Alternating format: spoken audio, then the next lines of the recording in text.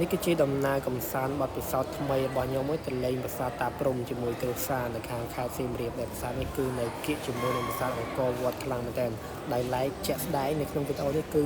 សម្បូរទៅដោយជនជាតិបរទេសក៏ដូចជាភ្ញៀវទេសចរមិនថាជាតិមិនថាអន្តរជាតិគឺទៅចូលរួម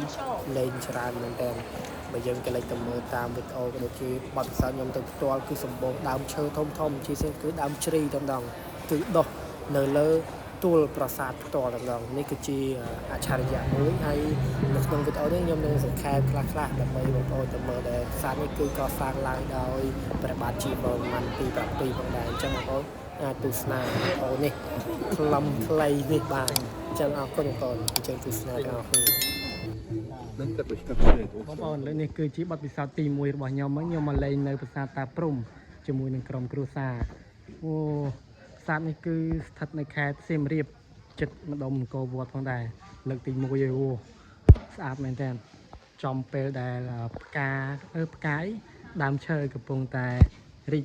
ហើយពណ៌បៃតងស្រស់មែនតើហើយជនជាតិបរទេសក៏គាត់មកច្រើនដែរ Welcome to Cambodia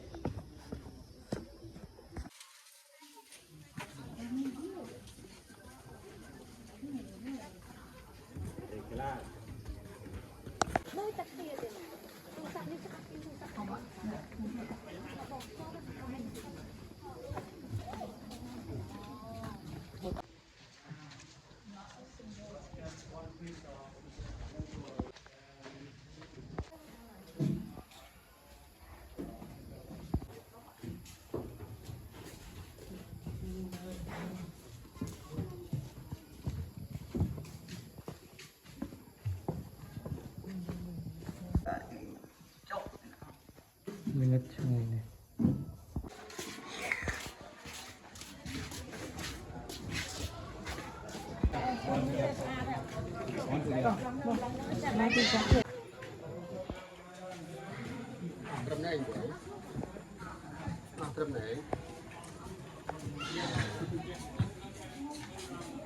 Ui, serasa apa itu?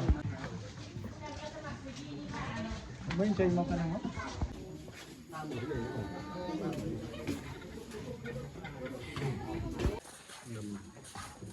Bỏ lên đi cái đai cả này.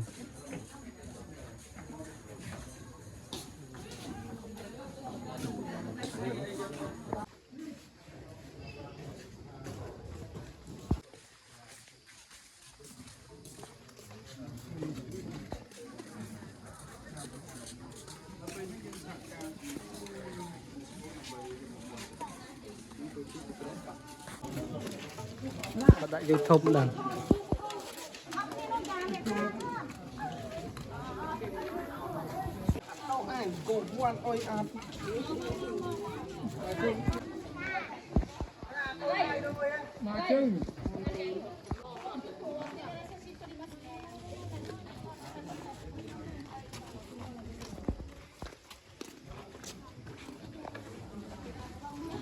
Wow,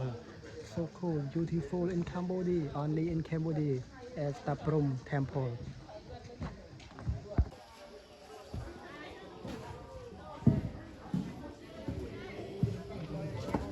Wow.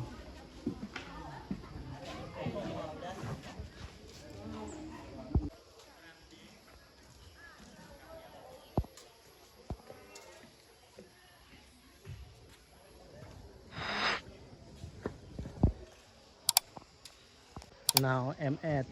Taprom Temple at the Siem Reap province in Cambodia. Oh, very beautiful. Now